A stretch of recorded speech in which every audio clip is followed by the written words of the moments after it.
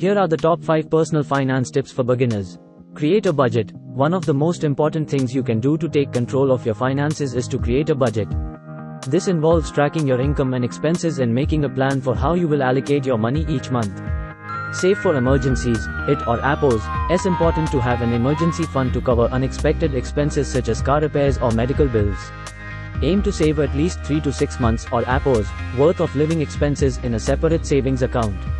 Pay off high-interest debt. If you have credit card debt or other high-interest loans, focus on paying them off as soon as possible. This will save you money on interest and help improve your credit score.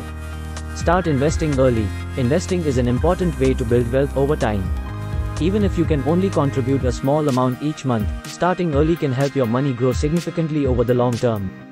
Live below your means. Avoid the temptation to spend more than you can afford. Living below your means by cutting back on unnecessary expenses can help you save more money and avoid debt. Share with your friends and family.